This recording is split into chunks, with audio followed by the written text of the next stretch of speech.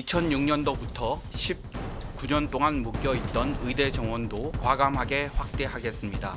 정부는 부족하나마 2035년까지 1만 명의 의사 인력을 확충하고자 합니다.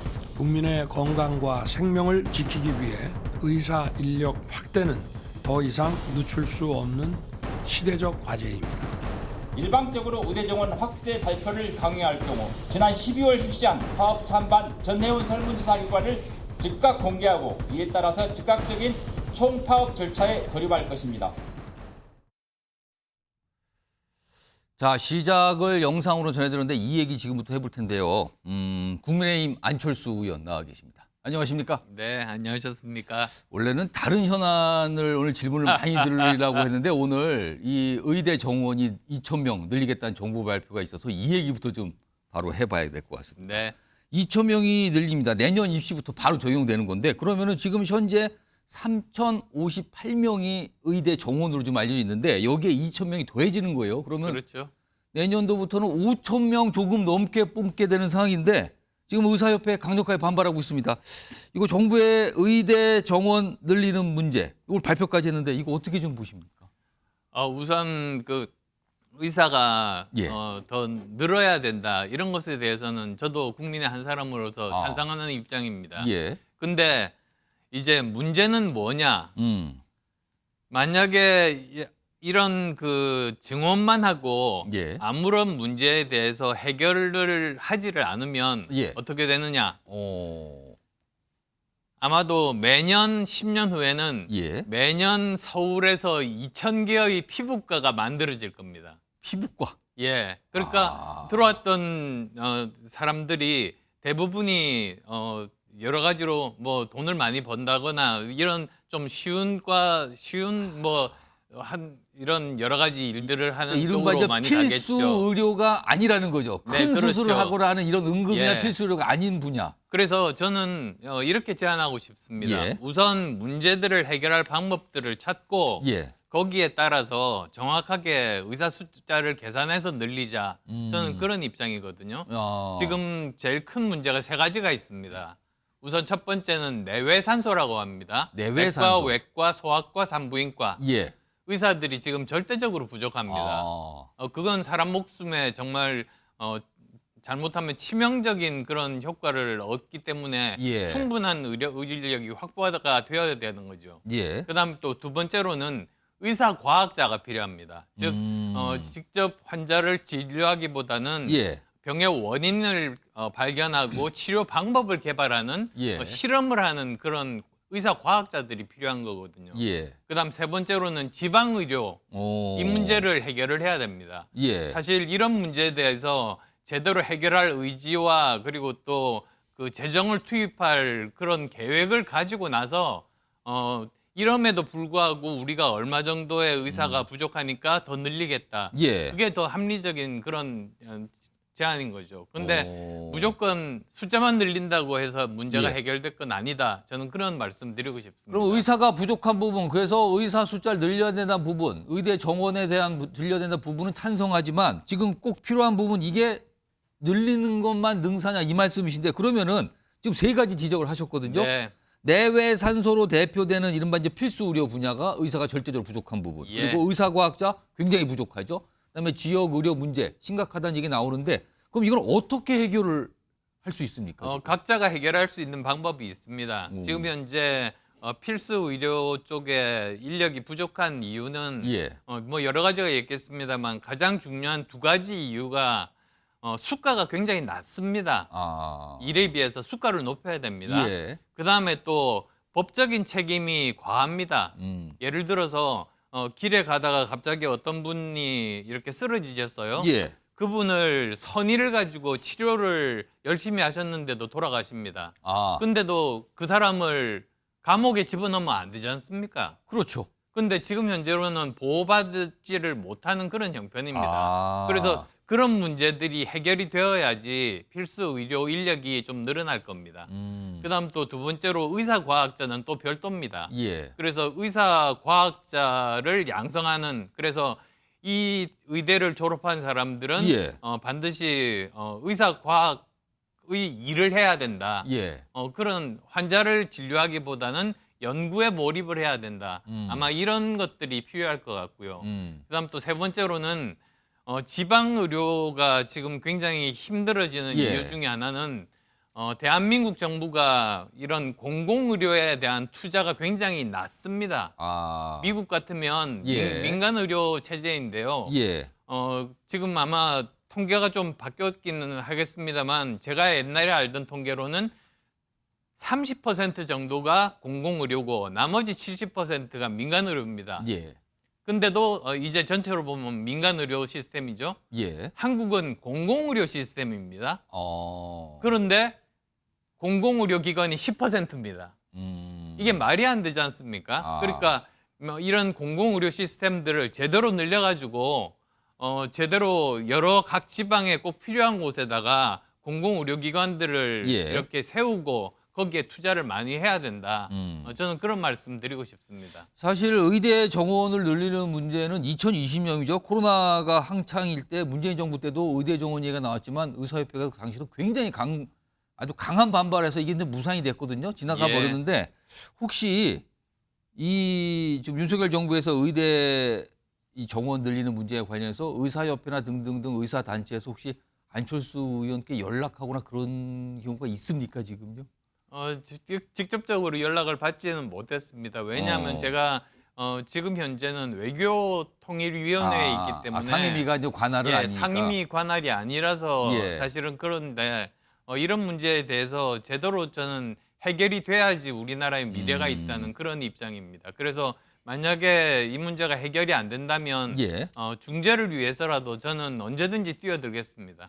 또 의사협회가 지금 집단 휴진을 또 경고했단 말이에요. 그렇다면 또 이게 우리 일반 환자들이 불편해지는 상황이 되는데 이건 또 어떻게 봐야 됩니까? 네, 그래서 정말 저는 그런 휴진까지 이렇게 가지 않을 수 있도록 예. 지금이라도 정부가 대화의 창구를 열고 기간을 정하고 그다음에 어떤 문제들을 어떤 식으로 해결하겠다, 어느 정도의 재원을 확보해서 여기에 투자하겠다 이런 의지들을 보여주면서 서로 타협을 하는 그런 자세가 국민들을 위해서 필요하다고 생각합니다. 요 문제로 마지막 질문 드리면 그러니까 의대 정원을 늘려야 된다는 거는 공감을 하신다 그랬는데 그렇다면 그 늘리는 시기를 지금 정부는 당장 내년 이시부터 적용하겠다고 했거든요. 그건 좀 빠르다고 보십니까?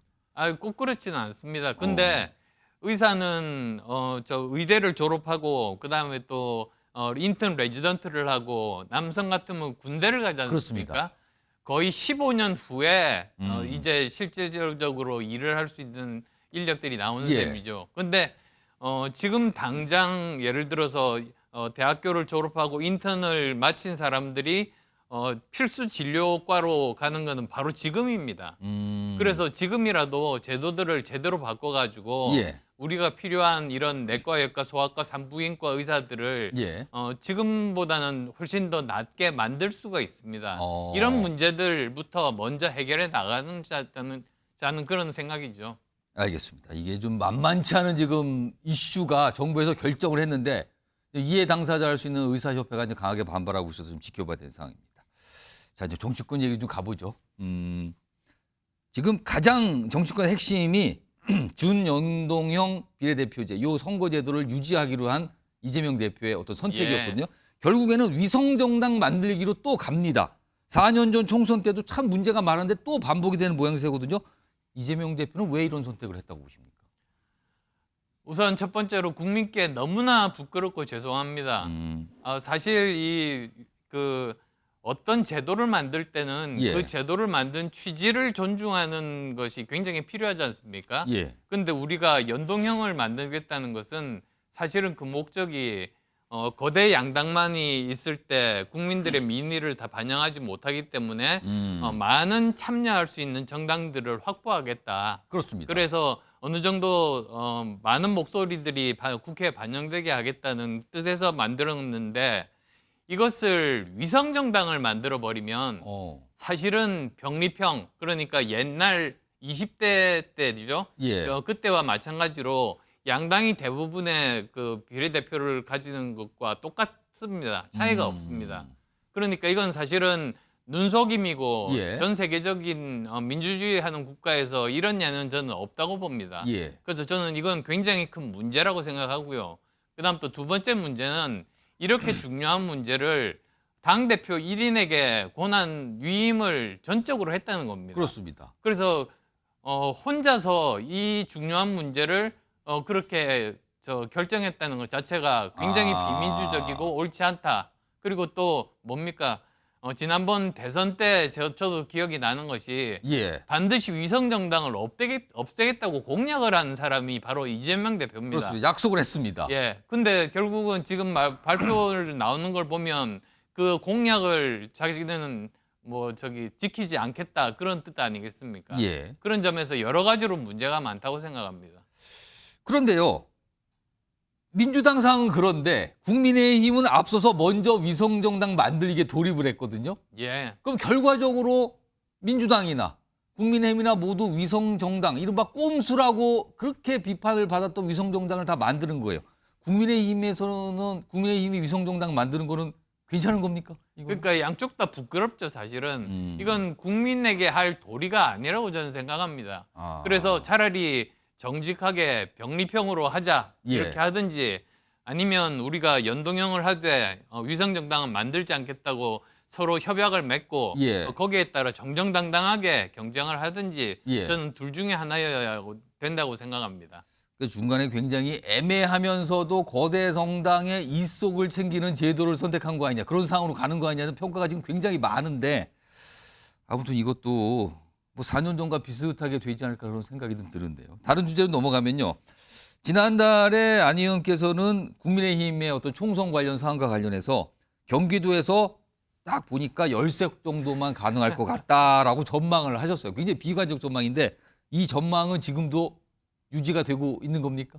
비관적 전망이라기보단 현실적인 전망입니다. 현실적인 전망이었다. 왜 그러냐면 사실 저는 지역구 의원이니까 많은 주민들과 만나지 않습니까? 예. 당원들과 만나지 않습니까? 음. 그리고 또 경기도 전반적으로 이렇게 살펴보고 예. 또한 여러 가지 갤럽이라든지 조사기관들로부터 나오는 이런 것들을 보면 대통령 그 국정 지지도가 굉장히 낮습니다. 예. 30% 초반 내지는 지난주 금요일 같으면 이제는 29%로 떨어졌죠. 그렇습니다. 근데 보통은 총선은 지금까지의 정부가 잘해왔느냐에 대한 평가 투표고요. 예. 그다음에 대선은 앞으로 미래를 어떻게 펼치느냐는 미래 투표입니다. 예. 이렇게 총선과 대선이 차이가 있는데 만약에 총선이 이렇게 지금까지에 대한 평가라고 한다면 29%인 셈이죠. 예.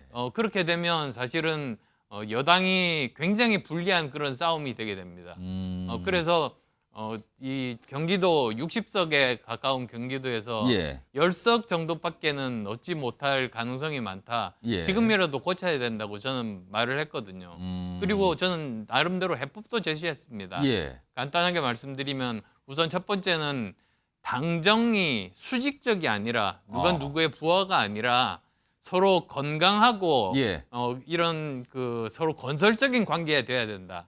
즉 정부는 유일하게 집행력을 가지고 있는 기관인데 예. 민심과는 직접적인 접점이 없습니다. 예. 대신에 이제 정당은 지역구 의원들이 민심을 잘 알고 있습니다. 따라서 정부에서 어떤 정책을 발표했을 때 이것이 민심과 맞는지를 확인을 하고 예. 만에 하나 좀 다르다고 한다면 그 점을 올바르게 지적하면서 동시에 민심과 맞는 정책을 대신에 제안하는 것. 그것이 아마도 서로 상호 시너지가 날 수 있는 그런 관계가 아닌가. 예. 그리고 그 혜택은 국민들이 받을 수 있는 것이 아닌가. 그거야 이제 첫 번째고요. 예. 그다음에 또 두 번째는 인사입니다. 모든 일은 사람들이 하는 것이기 때문에 정말 깨끗하고 유능한 인재를 대통령실 같으면은 거기에 있는 스태프들 그리고 정부 같으면은 거기에 있는 장관이나 차관들 그다음에 이번에 공천을 하게 되니까 공천 후보자들 예. 이런 사람들이 다 그런 사람들이 돼야 되는 거죠. 예. 그다음에 마지막으로 세 번째로는 기조를 바꿔야 됩니다. 즉 작년 중반까지만 하더라도 전체적인 정부의 기조가 이념이 중요하다고 했었지 않습니까? 근데 지금은 다행히 정말 이념이 바뀌었습니다. 아, 지금 현재 대통령의 그 지지도 29%라고 말씀드렸는데 예. 거기에서 왜 지지하지 않느냐를 보면 예. 가장 많은 1위 19%에 해당되는 것이 경제 문제입니다. 지금 민생이 굉장히 어렵습니다. 예. 따라서 이런 민생으로의 국정 기조의 대전환 예. 그리고 또 단순하게 그냥 부분 이런 정책이 아니라 예. 경제 정책에 집중하고 좀 더 종합적인 일종의 산업 정책, 우리가 지금 디스플레이 산업을 어떻게 발전시키고 비메모리 반도체를 어떻게 발전시키고 예. 이런 여러 가지 있지 않습니까? 그다음 소상공인들에 대해서는 어떻게 하고 이런 것들에 대한 종합적인 그런 로드맵이 나와야 앞으로 국민들이 경제에 대해서 계획을 세울 수 있을 겁니다. 여러 가지 조목조목 이런 게 해법이다. 이렇게 하면서 이거 좀 빨리 해야 되는데라는 이런 생각을 표정에 담으신 것 같아요. 그러면서 말씀해 주셨는데 그와 관련된 질문이 하나 더 있습니다. 윤석열 대통령이 지난 4일 대담 녹화를 했고요. 내일입니다. 7일 밤에 지금 방송이 될 예정인데 아직 구체적인 내용은 공개되지 않지만 조금씩 나오는 내용은 이른바 가장 최근에 현안이 되고 논란했던 명품백 문제와 관련해서 입장을 밝힌 것으로 지금 알려지고 예. 있거든요. 자, 그럼 이 문제와 관련해서 윤석열 대통령의 이 특별 대담에 어떤 내용이 좀 구체적으로 담겨야 된다고 보십니까? 사실 그런 그 내용에 대해서 예. 여당 현역 의원 중에서는 아마 제가 유일하게 제안을 했었던 것 같은데요. 우선 가장 중요한 첫 번째가 이 명품 가방에 대해서 예. 진솔하게 입장 표명을 하셔야 된다. 예. 이제 그게 가장 기본이겠죠. 예. 그리고 그걸로 그쳐서는 안 됩니다. 두 번째로는 이런 일이 다시 이렇게 반복이 되지 않기 위해서는 예. 시스템을 만들겠다. 그것은 이미 말씀하신 제2부속실을 만들고 그다음에 특별감찰관을 지난 문재인 정부 5년 동안 임명을 하지 않았지 않습니까? 그렇습니다. 그렇지만 그것과는 이제는 달라야 되니까 이제는 특별감찰관을 이제 임명을 시작하겠다. 이런 정도를 하면은 아마도 국민들께서 앞으로 이런 불행한 일이 생기지 않겠구나. 좀 안심을 하실 겁니다. 그런 정도를 저는 기대하고 있습니다. 알겠습니다. 뭐 시간이 벌써 금방 가서 속도 좀 내보겠습니다. 질문이 벌써 많이 남았는데 빨리 좀 가보겠습니다. 이제 지역구 얘기 좀 해보죠. 성남 분당갑인데 지금 민주당에서는 이른바 친명 후보로 불리는 이재명 대표의 측근인 인사가 도전하겠다고 나섰어요. 그리고 또 한편에서는 이광재 전 의원의 공천 가능성도 있는 거 아니냐는 얘기가 나오거든요. 다 민주당과 관련된 얘기인데 안 의원님께서는 개인적으로 어느 후보와 대결하는 게 더 괜찮다고 판단하십니까? 저는 이재명 후보가 나오는 게 맞다고 봅니다. 이재명 후보가 직접 나서야 된다. 분당 왜냐하면 사실 저 정치인에 있어서 연고가 가장 중요한데 이재명 후보는 보십시오. 성남시장 2번 했죠. 예. 경기지사 했죠. 그러니까 성남과 가장 연고가 있는 후보입니다. 예. 근데 연고가 없는 인천으로 간 건 사실은 피한 거거든요. 비겁한 행동이고 말이 안 됩니다. 예. 자기의 명예를 위해서도 그리고 정치인의 그런 정말 도의를 위해서도 예. 자기가 대장동과 백현동이 있는 이 분당갑에서 자기가 그 정치적인 그런 뭐 것에 대해서는 국민들로부터 주민들로부터 심판을 받는 그런 태도가 필요하다. 그게 정치인의 덕목이다. 저는 그렇게 생각합니다. 근데 이재명 대표는 이미 인천 계양을 후보 면접까지 봤는데 분당갑으로 나오겠습니까? 그건 충분히 가능하죠. 얼마든지 뭐 그렇게 면접을 받다고 하더라도 예. 이제 공관위에서 결정을 내리면 그렇게 할 수 있지 않습니까? 아직도 열려 있다. 그러니 오세요. 지금 오늘 다시 한번 제안을 하셨어요. 알겠습니다. 예, 여러 번 했습니다. 알겠습니다. 사실 안철수 의원이 뉴스와이드 인터뷰는 오랜만에 나오신 거긴 하지만 뉴스와이드 시청자분들은 안 의원님 목소리를 아주 자주 들었습니다. 일단 그 목소리부터 좀 확인해 보겠습니다. 아니 뒤에서 나왔습니다. 안 의원님 지금. 마라톤 완주환자 누굽니까? 아직도 응석바지 이준석을 어떻게 제명 안 하고 있습니까? 떠나요 둘이서 모든 걸 훌훌 버리고. 안 의원님. 직접 예. 보니까 똑같습니까? 어떻게 평가하실까요? 연습이 좀 더 필요하신 것 같은데. 아직 부족합니까? 좀 전술 더 해주셔야 될 것 같은데. 저도 세월이 지나면서 오. 많이 변했거든요. 예. 근데 그걸 못 따라가는 것 같아서 약간 안타깝습니다. 이상민 크리에이터한테 예. 좀 전달해야겠네요. 못 따라간다고. 좀 더 연습 부탁드립니다. 아니, 요거 마지막 질문 제가 짧게 한번 드려볼게요. 저기 이 이상민 크리에이터 목소리 중에서 이제 이준석 대표 얘기가 있었는데 지금 이준석 개혁신당 대표가 노인 무임승차 폐지하고 여성 국무제 도입 같은 굉장히 논란이 되는 공약을 발표했거든요. 주목을 받긴 했는데 이거 어떻게 평가하십니까? 저는 정치에서 갈라치기가 제일 안 좋은 거라고 생각합니다. 세대 간 갈라치기, 그다음에 성별 갈라치기 예. 이런 것들은 국민을 분열시키는 거거든요.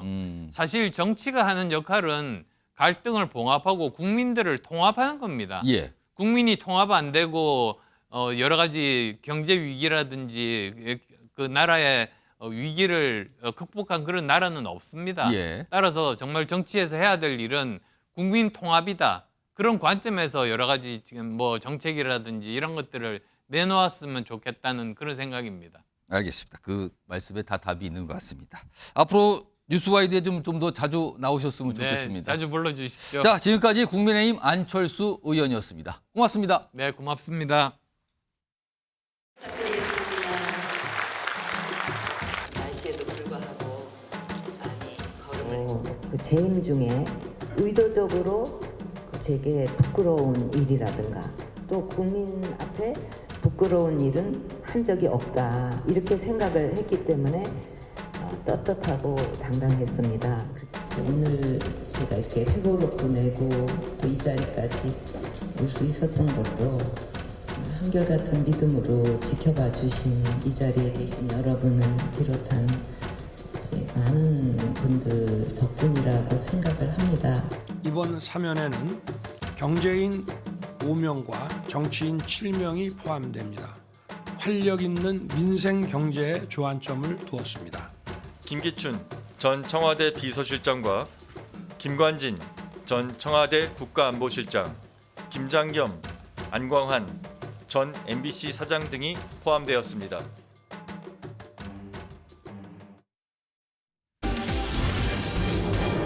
자, 다음 이슈 제목으로 바로 등장을 했는데요. 어제입니다. 박근혜 전 대통령 대구에서 북 콘서트를 가졌는데 그 자리에서 많은 얘기들을 쏟아냈거든요. 어떤 회안, 그리고 앞으로의 어떤 계획 등등등 여러 가지 모습을 나타냈는데 제목이 힘들지 않았다면 거짓말, 이런 대목도 어제 남겼습니다. 자, 이 주제 지금 다뤄볼 텐데요. 앞서서 먼저 영상을 전해드렸는데 또 다른 목소리가 좀 있거든요. 그 내용도 좀 확인해 보겠습니다. 그러니까 힘들지 않았고 뭐 억울하지 않았다 이렇게 말하면 그건 정말 거짓말이겠죠. 제게 주로 제기된 것은 성적인 것과 관련된 것이었어요. 그건 아마 제가 미혼이고 이제 여자이기 때문이 아니었나. 너무 터무니가 없는 일이라서 대응할 가치도 느끼지를 못했어요. 자, 강민구 변호사 나오셨는데요. 여러 가지 얘기를 했는데 그중에서 이 얘기가 있어요. 미혼 여성이었기 때문에 여러 가지 루머가 많이 제기됐다. 약간의 억울함을 표시한 것 같은데 이거 어떻게 들으셨습니까? 사실은 이제 그때 당시에 뭐 박근혜 전 대통령에 대해서 성적인 발언이 많이 나왔죠. 근데 그게 뭐 어떤 특별한 근거가 있는 건 아니었는데 예. 굉장히 뭐 그 여러 가지 좀 자극적인 얘기들이 많이 나왔는데 그 점에 대해서 박근혜 전 대통령이 상당히 좀 많이 힘드셨을 것 같습니다. 여자로서 굉장히 그거는 자존심도 많이 상했을 거고 만약에 그게 정말 사실이 아니었다면은 예. 그건 정말 굉장히 트라우마 같이 남는 어떤 아픔이거든요. 그때 당시에 특히 뭐 촛불 든 사람들이 이제 그런 거에 대해서도 너무 심하게 말했던 것도 맞고 그 점에 대해서 본인이 또 억울함이 있어도 어떤 뭐 변명할 상황도 아니었기 때문에 예. 지금 수년이 지난 지금에 와서 그거에 대한 어떤 약간 피 맺힌 어떤 한을 지금 말씀하시는 것 같습니다. 그러니까 본인의 어떤 소외 위주로 많은 얘기를 꺼냈는데 그중에 한 대목이 저런 이게 말이었고요. 가장 아픈 예. 기억이었을 겁니다. 그래서 사실은 힘들지 않았고 억울하지 않았다고 말한다면 그건 거짓말입니다. 그렇지만 모든 걸 다 뒤로 하고 이렇게 어제 얘기가 전개가 된 상황이거든요. 지금 홍석준 국민의힘 의원 나와 계신데요. 어제 저 행사에 범여 여권 인사들의 화환도 굉장히 많았고요. 그리고 이른바 이제 옛 친박이라고 꼽히신 분들 그 지지자들까지 합해서 한 800명 정도, 사실 초청은 한 300명 정도만 했다지만 현장에 한 800명 정도 모였다 그러거든요. 지금 여권에서 박근혜 전 대통령은 어떤 존재, 어떤 의미입니까? 지금은 어떻게 좀 평가하십니까? 예, 전직 그 대통령으로서 사실 이제 우파 보수의 이제 이명박 그 대통령과 더불어 예. 저희들로서는 굉장히 중요한 이제 분들인데 탄핵이라는 좀 아픔을 겪으면서 사실은 좀 그동안은 저희 당에서도 사실 좀 조심스러운 좀 부분이 좀 있었죠. 예, 근데 최근에 이제 그 석방이 되시고 좀 건강을 좀 돌보시다가 예. 이런 어떤 북콘서트를 이제 여시게 됐는데 지금 이제 과거에 조금 이제 아픔은 저런 식으로 이제 표현을 좀 뭐 하실 필요도 있고 때로는 뭐 그게 또 대통령으로서 개인적인 입장도 있을 수도 있고 또 대통령으로서 또 공인의 입장으로서 굉장히 또 억울한 부분도 있을 거 아니겠습니까? 예. 네, 그래서 그런 어떤 측면에서 이런 어떤 자리를 좀 마련하셨는데 저희 입장으로서는 참 현재는 어쨌든 전직 대통령에서 활동하는 어떤 모습이 좀 과거에 좀 불행한 걸 좀 씻고 좀 나갔으면 좋겠다. 뭐 좀 그런 바람입니다. 혹시 여당에 계신 분들 중에서 홍석준 의원님과 함께 저 자리 북콘서트 한번 가봅시다라고 하신 분 혹시 계셨어요? 그게 사실 조금 조심스러운 면이 좀 있죠. 왜냐하면 지금 선거 국면이고 그런 것들이 또 정치적으로 어떤 해석을 낳을 것인지에 대해서 오해, 뭐 억측 예, 이럴 수도 그렇습니다. 있다는 그리고 거죠. 박근혜 전 대통령 측에서도 그런 관계 때문에 극히 좀 초청을 예. 특히 정치인은 하지 않은 것으로 알고 있습니다. 어제 단상에 올라가서 마이크를 잡고 박근혜 전 대통령이 여러 가지 얘기를 하는데 그 단상에 또 여러 명이 같이 올라갔거든요. 그 내용을 포함한 영상 따로 좀 준비를 했는데요. 확인해 보겠습니다. 이제 저는 그 정치 일선은 떠났고 또 정치를 다시 하지는 않을 겁니다. 물론 제가 재임 중에 하지 못했던 일에 대한 아쉬움은 있고 누군가가 이제 그것을 해줬으면 하는 그런 바람은 있습니다. 제가 대통령 오신 지가 한 20년이 되었습니다. 때로는 좀 멀리서, 그런 때로는 아주 가까이 있어. 죄송합니다. 조금 좀 목이 자주 메이시는 것 같아요. 그동안 하도 기막힌 일들이 많아가지고. 박찬환 교수님, 뭐 전체적으로 박근혜 전 대통령 굉장히 차분하게 얘기를 하고 있거든요. 근데 사실 저 단상에 올라간 인물 중에 하나가 유영하 변호사인데 유영하 변호사는 지금 출마를 한다고 선언한 상태잖아요. 그래서 자칫 저 자리가 유영하 변호사의 출마와 관련된 뭐 그런 자리냐? 뭐 이런 얘기, 약간의 지적도 좀 나오고 있거든요. 이건 어떻게 봐야 됩니까? 뭐 충분히 그런 지적이 나올 수밖에 없는 상황이다. 시기가 총선을 앞두고 또 국민의힘 내부적으로는 경선을 앞둔 상황 아니겠습니까? 유영하 변호사가 뭐 출마를 안 했다면 모를까? 출마를 해서 경쟁자가 있는 상태에서 박근혜 전 대통령을 정치적으로 뭔가 좀 이용하는 거 아니냐 이런 느낌을 지울 수가 없습니다. TK라고 하는 지역은 뭐 그 정치적 그 지역적 특수성으로 인해서 그 지역에 박 전 대통령에 대한 동정 여론이 있다고 생각해요. 그런데 그 동정 여론의 본질은 측은지심입니다. 그러니까 대통령으로서 처음으로 헌정사 처음으로 탄핵을 당한 그런 인물이고 거기에 대한 어떤 그 지역에 어떤 측은지심이 발현되고 있는 거라고 생각하거든요. 근데 그것을 개인적 또는 정치적으로 이용하거나 또는 뭐 노골적이진 않지만 그걸 활용한다는 느낌이 들면 오히려 저는 그것에 대해서 특히 민심이 더 반발할 수도 있다고 생각해요. 부작용이나 역풍이 있을 수도 있다. 근데 문제는 이제 거기 그 무대에 올라간 거는 유영하 변호사 혼자지만 얼마나 수많은 지금 국민의힘 내부의 정치인들이 박 전 대통령과의 만남 또는 뭐 사진 이런 걸 얼마나 많이 찍었습니까? 근데 정작 박근혜 전 대통령의 탄핵으로부터 상처 입은 사람은 박근혜 전 대통령도 개인적으로 상처를 입었겠지만 예. 국민들은 더 큰 상처를 입었어요. 그런 점에서 지금 이제 그런 측은지심에 기반한 박근혜 전 대통령에 대한 TK의 그런 동정 여론을 정치적으로 활용하는 거 굉장히 나쁘다고 봅니다. 여러 가지 모습이 있어서 예. 저는 박성준 말씀 좀 드리면 의원님. 우리 사회가 약간 이제 판단의 오류, 판단의 혼란이 있을 때가 있어요. 그게 뭐냐면 인간적 판단과 정에 의한 판단을 하는 경우와 이것을 정치는 넘어야 되는 거거든요. 정치적 판단과 법적인 판단으로 가야 되는 건데 예. 그러면 박근혜 전 대통령에 대해서 그동안에 뭐 선거의 여왕이었고 우리나라 최초의 여성 대통령이었고 역사적 의미가 상당히 컸었죠. 예. 그런데 왜 탄핵을 당했냐면 국정의 무능이었단 말이에요. 국민들이 바라볼 때 이 나라를 도대체 어떻게 운영했느냐에 대한 것을 가지고 탄핵을 했고 그것도 국정농단이라고 하는 최순실이라고 하는 사람이 등장을 해서 예. 이렇게 나라를 운영해서 되겠느냐라고 하는 부분을 어디서 판단을 했냐면 정치권 내에서 판단하고 국민이 판단한 겁니다. 예. 그래서 탄핵까지 가게 됐단 말이에요. 그렇습니다. 근데 지금 이 시점에서 박근혜 전 대통령의 개인적인 불쌍함은 있겠죠. 지금 우리 박 교수님 얘기한 것처럼 측은지심이 분명히 예. 있는데 이 측은지심을 가지고 우리 헌정사에 있었던 탄핵이라고 하는 부분, 국정농단이라고 하는 부분, 그리고 또 하나 뭐냐면 헌법재판소까지 갔던 법적 판단까지 있었던 거 아니겠습니까? 이것을 되돌리려고 하는 움직임이 있겠다 싶으면 이거는 저는 도저히 다시 국민에게는 또 다른 상처를 줄 수 있는 것이다. 그리고 저는 한 말씀 더 드리고 싶으면 정치인이 해서는 안 될 것 중에 하나가 뭐냐면 잊혀지는 걸 두려워서 하면 안 되는 거예요. 예, 자기를 자꾸 다시 예. 복구하려고 하고 복귀하려고 하고 그런 순간 오히려 오류를 더 범할 가능성이 크기 때문에 예. 저는 박근혜 전 대통령에 대한 인간적 판단을 넘어서 이미 정치적 판단, 법적인 판단이 나온 거기 때문에 다시 이 시점에 그러면 왜 박근혜 전 대통령이 등장하려고 하는 건가? 예. 이거는 그런 환경이 조성이 된 거 아니겠습니까? 윤석열 정권이 등장하면서 저는 좀 안타까움이 더 드네요.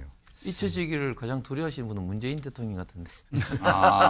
문재인 대통령도 활동이 많다. 그 얘기를 또 한번 곁들이셨습니다. 알겠습니다. 근데 사실은 그 박근혜 전 대통령이 불콘서트한 게 국민의힘에 과연 이게 도움이 될지는 좀 의문입니다. 왜냐하면은 이 뭐 대구 쪽에서는 좀 도움이 될 수 있지 몰라도 이 수도권에서는 오히려 이 잊혀졌던 어떤 그 탄핵에 대한 또 어떤 그때 당시의 모습 그게 또 소환이 되거든요. 그래서 결국은 이게 과연 국민의힘 전체로 봤을 때는 좀 오히려 총선에는 좀 득이 안 될 수도 있다 이런 우려가 좀. 아무튼 어제 있었던 저 행사의 모습을 두고 어제 저녁부터 오늘까지 여러 가지 해석들이 정치권에서 나와 있습니다. 이런 가운데요.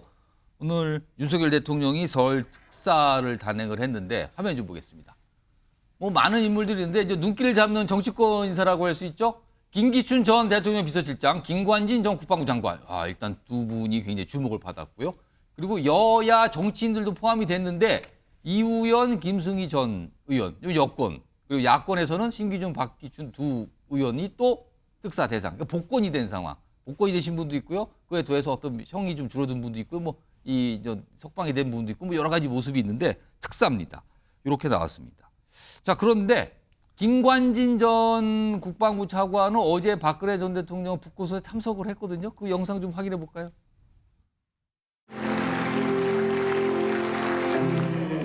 음식 저는 뭐 많은 인간 정치인으로서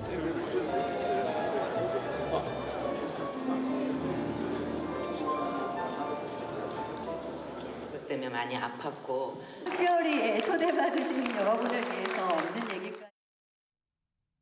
저런 모습이 있습니다. 그리고 특사가 결과됐는데 박성준은 꽤 짧게 민주당에 계시니까 오늘 조윤선 전 수석은 제외가 됐어요. 그리고 정치인은 여야 정치인들이 포함이 됐고 특히 보면 김기춘, 김관진 두 인물이 들어갔는데 오늘 특사 좀 어떻게 좀 평가하실까요? 저는 이제 특별 사면이라고 할 때 이제 사면 복권이라고 할 때 뭐 대통령이 하는 거죠. 대통령이 이제 권한이 그렇습니다. 있다 고유 보니까. 권한입니다. 그런데 그러면 대통령의 고유 권한이라고 하지만 그 결정권을 누가 주는 겁니까? 국민이 주는 거 아니겠어요? 그럼 이 국민의 눈높이에 맞춰서 정말 사면 복권을 해줬느냐에 대한 부분인데 그 사면 복권의 기준은 법과 원칙에 맞는 거냐. 지금 윤석열 정권이 얘기하는 공정과 상식에 맞느냐. 이 부분을 좀 들여다봐야 되는 건데 뭐 김기춘 전 비서실장이야 뭐 블랙리스트가 됐던 그 당시 국정농단의 방관자였던 아니겠습니까? 그런 정책 책임이 있었고 결국엔 실형까지 받았던 인물이고 김관진 전 국방부 장관 같은 경우는 좀 더 놀라운 면이 당시 국방부 장관이었던 것으로 제가 기억나는데 예. 국군 사이버 사령부를 통해서 댓글 공작을 하지 않습니까? 댓글 공작. 국군 사이버 공작이 국내 선거 개입을 위해서 댓글 공작을 하는 거예요.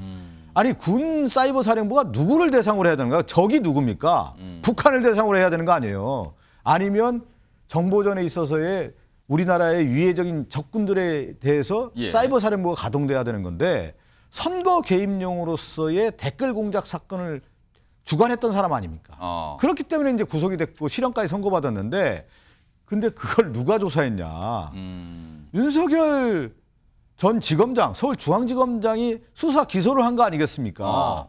그 당시에 제가 지금 워딩이 생각나지 않는데 아마 그런 차원에서 얘기했을 거예요. 국가의 헌법 체계라든가 예. 국기문란 아닙니까 이것도. 그래서 이것을 완전히 어떻게 보면 엄벌해야 된다. 그런 차원에서 윤석열 당시 검사가 얘기를 했을 겁니다. 제가 정확한 워딩이 지금 생각나지가 않는데. 그런데 대통령이 되고 나서 자기가 수사했던 김관진 전 국방부 장관을 사면하겠다? 이 국민이 바라볼 때 그것도 국군 사이버 사령부가 선거 개입을 용한 댓글 공작을 한 예. 당사자가 장본인인데 이걸 사면해줬다라고 하는 것을 과연 국민들이 받아들일 수 있겠습니까? 저는 상식에 벗어난 일이라고 봅니다. 자, 홍석준 의원님은 오늘 특별 사면 어떻게 좀 보셨습니까?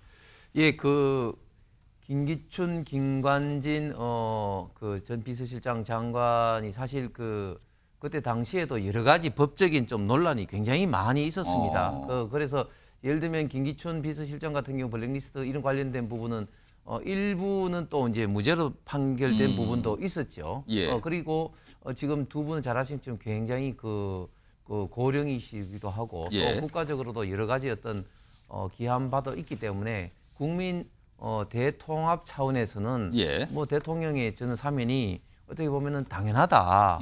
그리고 이번에는 또 뭐 여야 또 같이 이제 이렇게 했기 때문에 예. 뭐 이걸 가지고 또 뭐 지나치게 야당에서 민주당에서 비판을 하는 것은 저는 대통령의 어떤 사면권에 대해서 너무 좀 정치적으로 해석이 하는 게 아닌가 생각이 듭니다. 일단 뭐 사면 결정은 됐습니다. 그리고 오늘 뭐 그런 건 뭐 두루두루 이제 오늘 정치권의 평가가 나오겠죠. 오늘 이 정도 첫 번째 이슈로 정리 좀 해보고요.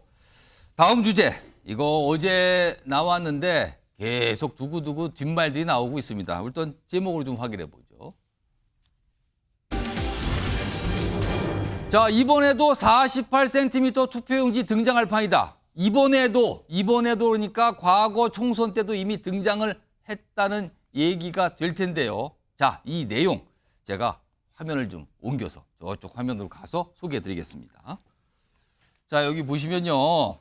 지금 제목에 나온 48cm, 정확하게는 48.1cm. 지난 4년 전 21대 총선 당시에 비례대표를 뽑기 위한 투표 용지의 길입니다. 길군요. 옆에 자가 있어요. 당시에 굉장히 화제가 됐는데 지금 다시 회자가 되고 있거든요. 자, 그럼 뉴스와이드가요. 이거 화면으로 보니까 실감 안 나시죠? 직접 그 투표 용지를 좀 모형을 만들어 왔는데요. 다시 한번 보겠습니다. 바로 이겁니다. 자, 제가 좀 잡아드릴게요. 이만했습니다. 이만해요. 근데요, 이걸 보여드리는 이유가 있습니다. 이번 총선에도 이와 맞먹는 비례대표용 투표 용지를 시청자 여러분께서 받으실 가능성이 아주 커졌습니다. 더 길어질 수도 있어요. 이겁니다. 지금. 이걸 갖고 온 이유가 있습니다. 자, 그럼요. 이걸 좀 접고요. 사실 어제 이재명 민주당 대표가 준 연동형제 유지하겠다. 동시에 위성정당 추진한다. 민주당 말로는 통합비례정당입니다. 그러면서 여러 가지가 얘기하는데요. 오늘 여야 여러 가지 반응들, 얘기들이 나왔습니다. 그 목소리 들어보겠습니다. 장고 끝에 악수라더니 민주당에서 우려했던 대로 준연동형 비례대표제를 고수하겠다고 발표했습니다.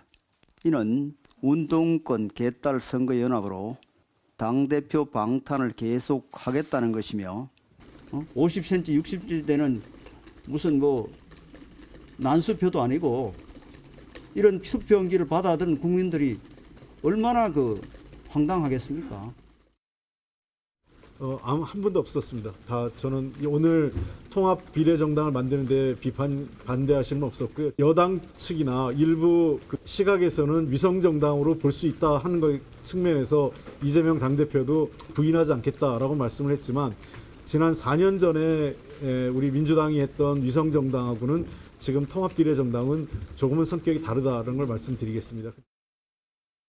자, 지금 상황이 4년 전 상황과 자꾸 비교되는 이유는 준연동이라는 거는 원래 소수 정당을 국회로 많이 들어오게 하려는 목적의 선거 제도입니다. 잘 지켜진다면 실제 그럴 수도 있습니다. 그러나 여기에 위성정당이라는 꼼수가 들어가게 되면 그 취지가 완전히 사라지게 됩니다. 이미 4년 전에 그것이 입증이 된 상태고요. 화면 보겠습니다. 21대 총선, 4년 전 총선에 비례대표 의석이 어떻게 배분이 됐는지, 득표를 통해서 어떻게 배분됐는지 정리해드리겠습니다. 일단 여기 보시면요. 생소하다고요? 아마 4년 전에는 들어보셨을 거예요. 미래한국당, 당시에 지금 국민의힘 전신 정당의 꼼수 위성정당이었습니다. 여기 더불어시민당이요. 당시 민주당의 꼼수 위성정당이었죠. 여기가 거의 대부분의 의석을 다 가져갔습니다. 그리고요. 정의당은 5, 당시에 국민의당 3, 그리고 이른바 참칭 위성정당이라고 그러죠. 열린민주당 3. 기존 정당인 정의당과 국민의당은 요 정도만 갖고 가게 된 겁니다. 이번에요. 다시 한번 위성정당이 등장하고 준연동형 그대로 유지되면요. 이거와 똑같은 결과가 또 나온 거 아니냐는 얘기가 벌써부터 등장을 하고 있는 겁니다. 자, 박찬환 교수님. 원래 소수정당의 원내 진입이란 준연동형제, 위성정당 이번에 또 등장합니다. 지금 대놓고 여야가 만든다 그랬어요. 만들고 있고요, 지금.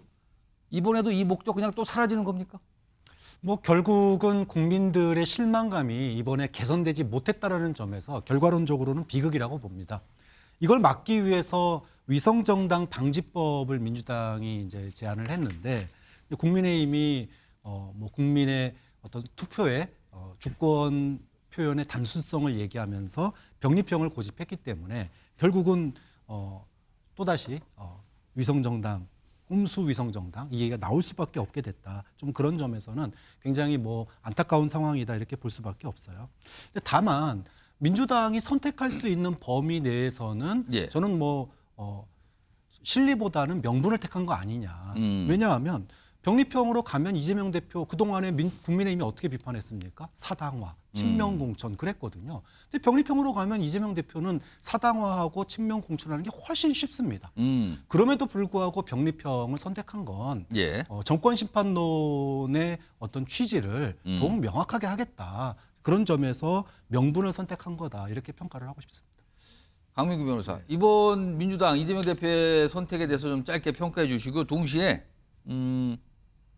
이것도 의원 꿔주기 4년 전에도 그랬었거든요. 왜냐하면 비례대표에서 상위 번호, 그러니까 정당의 기호 배정을 하는데 그걸 높은 번호를 받기 위해서 의원을 보내주는 게 유리하다. 그래서 또 의원 이른바 꿔주기 이 행태 또 날 것 같은데 이것까지 좀 해서 논평을 해주시죠. 4년 전에 한번 실패한 정책을 또다시 이렇게 한다라는 거는 뭔가 다른 속내음이 있는 거죠. 본인이 이거에 대해서 사과를 4번이나 했거든요. 근데 보통 통상 사과라는 거는 자신이 잘못하고 나서 과거형으로 해갖고 옛날에 내가 잘못한 거를 사과합니다 이건데 사과를 미리 하고 잘못을 하겠다. 그러니까 미안합니다 하고 따고 때리는 꼴이거든요 이게. 네, 그러니까 이거는 사과가 아니라 그냥 국민에 대한 도전이죠. 이 꼼수 미래 그리고 이제 국민의힘 쪽에서는 분명하게 병립형으로 가자고 얘기를 했습니다. 근데 그걸 본인이 안 받고 이렇게 한다라는 게 박 교수님 아까 좀 전에 말씀하신 거대로 이게 명분을 선택한 것이다. 그런데 반대예요. 이거는 사실 이재명 대표가 민주당 밖에 있는 자신의 어떤 개딸 세력들, 그러니까 친위 부대들이죠. 말하자면은 당내에 있는 어떤 게 아니라 밖에 있는 비선 조직들을 갖고 또 활용하겠다. 어떻게 보면 자객으로 이걸 또 쓰겠다. 이런 어떤 정치적인 계산이 있는 것이지 이게 어떤 명분을 택했다. 그러니까 과거에 했던 거를 또한 근데 그 명분이라는 것도 웃기는 게 이미 실패한 거를 계속 고집하는 게 어떻게 명분이 되겠습니까? 이거는 정치적인 아집을 떠나서 어떤 그런 어떤 본인의 비선 조직들을 이용하겠다는 어떤 정치적인 계산이 철저히 깔려 있는 어떤 선택이라고 저는 생각합니다. 지금요. 이 선거제도를 바꾸는 거 갖고 정치권에서는 이게 준연동형제를 그래도 하는 겁니다. 준연동형제란 자체가 좀 어렵긴 하죠. 그러나 국민들 대부분에는요. 이것도 위성정당이 등장하는구나라고 이해하시는 분이 굉장히 많이 있는데 이와 관련해서 이 민주당 내에서도 많은 질문을 받죠. 이거 혹시 조국 전 장관, 송영길 전 대표 이런 분들도 그 새로 만들어지게 될 위성정당에 참여하는 거 아닙니까? 맞습니까? 아닙니까? 이런 얘기 나오는데 이와 관련된 목소리들이 있습니다. 들어보겠습니다. 어느 누구도 저희는 분리하거나 배제할 의사는 없습니다. 모든 또 정치 세력과 연대를 열어놓고 있기 때문에 국민적 지지와 시민의 선택을 받을 수 있는 정치 세력이어야 한다라고 말씀드릴 수 있겠습니다. 이런 위성정당의 출연으로 어떤 일이 있었는지 우리가 다 알고 있지 않습니까? 김의겸 같은 사람이 의원이 되는 거고 최강욱 같은 사람이 의원이 되는 걸 겁니다. 이런 위성정당 제도를 통해서 그런 운동권 특권 세력이 더 많이 의원이 될 수 있는 길이 열렸다. 조국 신당에 대해서도 배제할 의사가 없다. 그런 일이 생길 겁니다. 이번 이재명 대표의 결정으로 그런 일이 생길 겁니다. 자, 박성준 민주당 의원님, 장경태 최고위원이 조국 전 장관과 관련해서는 뭐 다 열려 있는 거다라는 취지. 그리고 송영길 전 대표에 대해서는 살짝 좀 조심스럽다는 취지의 얘기인데 이거 좀 어떻게 봐야 됩니까? 두 인물에 대해서는 위성정당, 그 비례정당 참여가 열려 있습니까? 전혀 가능성이 없는 겁니까? 그 얘기를 이제 언급하기 전에 좀 한동훈 비대위원장이 얘기한 내용들을 보면 무슨 뭐 운동권 얘기를 좀 해서 이번 총선을 이념 전쟁으로 좀 가고자 하는 어떤 총선 전략이 좀 보이는 것 같은데요. 좀 안타까워요. 지금 보면 그러면 한동훈 비대위원장의 위성 정당을 지금 만들어가고 있는 거 아니겠습니까? 그렇습니다. 국민의힘 만들고 검찰 특권 정당 만들려고 하겠다는 거 아니겠어요? 지금 보면은 아니 지금 험지에는 뭐 친윤이 아니고 험지 가장 경쟁력 있는 지역에는 검사들 지금 보내는 것이 한동훈 비대위원장과 윤석열 정권의 지금 모습 아닙니까? 그걸 누가 국민들이 받아들이겠어요? 그러면서 위성정당은 지금 만들어가고 있는 거 아닙니까? 이미 만들고 있지 않습니까? 어디서 저렇게 얘기를 하는 겁니까? 말이 안 맞는 얘기를 지금 하고 있는 거고. 제가 이제 이번에 말씀드린 건 뭐냐면 이번에 이재명 당대표가 얘기한 건 뭐냐면 그동안의 권역별 비례와 관련된 논의까지 다 한 거예요. 여야가. 했지만 가장 중요한 지역주의 문제를 타파하기 위해서 이중 등록 문제라든가 그리고 비례대표제 해에서의 소수자들의 소수 정권에 들어올 수 있는 문을 열어놓자고 하는 부분에 대해서 국민의힘이 반대한 겁니까? 근데 반대했기 때문에 권역별 병립형 비례대표제가 안 된 거예요. 그러면 지금에 있는 준연동형제에서의 선거제를 갈 수밖에 없는 문제였기 때문에 그렇다고 하면 우리 민주당은 통합비례 정당을 통해서 가장 중요한 이번 선거가 윤석열 정권의 심판이고 윤석열 정권의 심판할 수 있는 제세력이라고 할 수 있는 민주 대연합 세력들을 함께 모을 수 있는 통합비례 정당으로 가자라고 하는 취지인 거고요. 지금 이 앵커께서 말씀하신 내용을 보면 그렇다고 하면 지금 이렇게 가는 방향으로 정했기 때문에 누구는 되고 누구는 되지 않는다라고 하는 것을 지금 미리 상정할 필요는 없는 것이죠. 왜 그러면 그 차원에서의 큰 범주를 통해서 그 물결로 가는 그러니까 윤석열 정권 심판론에 같이 갈 수 있는 제 세력들을 하나로 모으자라고 하는 것이 통합비례정당의 취지다 이렇게 보면 될 것 같습니다. 그럼 지금 윤석열 정권 심판을 가장 강하게 외치는 분들이 송영길 전 대표, 조국 전 장관인데 역시 열려 있다라고 봐야 되는 겁니까? 일단은 지금 누구를 특정해서 배제하거나 그런 차원은 없는 거 아니겠습니까? 알겠습니다. 그것은 이제 앞으로 이루어질 하나의 어떤 그릇을 또 만들지 않겠어요? 그 그릇에서 누가 들어오고 또 그거에 따라서 어떻게 정해질지 좀 지켜봐야 될 것 같습니다. 지금 말씀하셨는데 사실 국민의힘에서는 먼저 움직였어요. 위성정당. 이름도 나왔죠? 국민의 미래라는 당을 발기인 데까지 이미 끝났는데 이와 관련돼서 윤지혁 원내대표가 오늘 질문을 좀 받았어요. 들어보시기 바랍니다. 제 입으로 그 문제를 말하고 싶지 않습니다.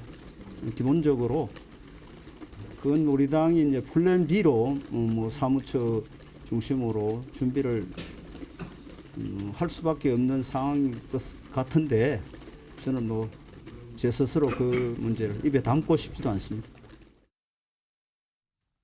홍석주 의원님, 지금 윤지혁 원내대표는 본인이 입에 담고 싶지 않다고 약간 난감하다는 것 같기도 한데 지금 국민의힘에서는 벌써 진행 중이에요. 지금 위성정당 만들기가. 근데 이것도 역시 꼼수 정당 아닙니까? 이것도 국민의힘에서 무슨 입장을 좀 내야 되는 거 아닙니까? 아니, 이제 이런 거죠. 저희는 병리평을 강하게 이제 주장을 한 이유가 이런 어떤 위성정당을 원천적으로 막을 수 있는 어떤 선거제다. 그런데 이제 병리평이 아니고 준연동형으로 간다면은 어쩔 수 없이 위성정당이 나올 수밖에 없다. 뭐 그런 것을 솔직하게 이제 국민들에게 말씀을 이제 드린 것이죠. 국민의힘은 굉장히 솔직하게 얘기하고 그렇죠. 있는 거다. 예. 그래서 전쟁을 막아야 되지만 전쟁을 대비하는 그런 어떤 차원이 되는 것이죠. 지금 정말 돌고 그동안 이제 민주당과 특히 이재명 대표가 주판을 돌리다가 그동안 계속해서 지금 선거제 협상을 미루지 않았습니까? 그러다가 지금 결국 또 준연동형으로 지금 현재 다시 이제 돌아왔는데 결국 이것은 명백히 대국민 사기입니다.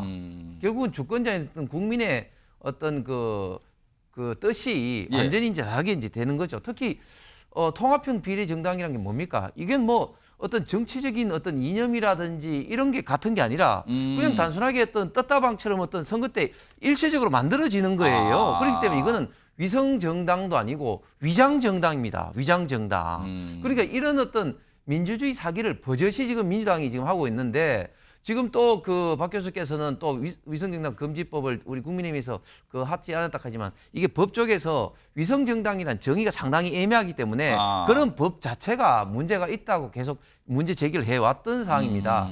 저는 특히 이재명 대표가 어제 5.18 국립묘지에서 발표를 했는데 정말 5.18 국립묘지에 잠들어 있는 우리 호국 영령들이 과연 민주주의 사기를 치는 저런 어떤 발표를 하는 그런 것 자리로 마련한지 정말 땅에서 정말 통곡할 것 같습니다. 지금 여야에 다 오신 두 분 의원께서 각각 정당의 입장 그리고 어떤 의견 주셨는데요. 근데요, 이게요.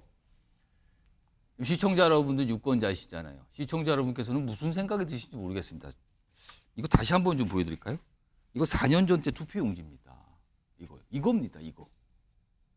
이거 이번에요. 이 정도 또는 이거보다 더 길어질 수도 있다는 얘기 벌써 나옵니다. 엄청나게 많은 정당, 위성정당을 포함한 비례대표용만 노린 정당들이 등장을 해서 지금 37번까지 있었습니다. 무려 48.1cm였습니다. 이걸로 많은 게 좀 설명이 되지 않을까 싶기도 합니다. 자, 요건 좀 전해드렸고요. 그런데요. 여야 정당, 이재명 대표의 어떤 선택 그리고 국민의힘의 이런 움직임과 관련해서 지금 마음이 뭔가 급해져 보이는 분들이 있습니다. 제3지대, 이른바 신당을 만들고 계신 분들이 마음이 급한 거 아니냐 하는데요. 오늘 좀 모습이 있었습니다. 확인해 보시죠. 빅텐트 통합을 위한 최소 강령과 최대 연합에 대해서 저희가 제언을 하고자 합니다. 대통합을 전제로 개혁신당, 새로운 미래, 새로운 선택에게 다음과 같은 방식으로 통합공천관리위원회 구성을 제안합니다. 오늘 중 우리의 제안을 검토하고 구체적 협의를 위한 공개 회동을 내일 오전부터 시작할 것을 요청합니다. 오뎅 신같이 이거 주면 되죠. 이거 주면 되지. 빨리 저 다음 주 좋은 얘기예요. 너무 길어서 아직 안 읽었는데 좋은 얘기겠지 뭐.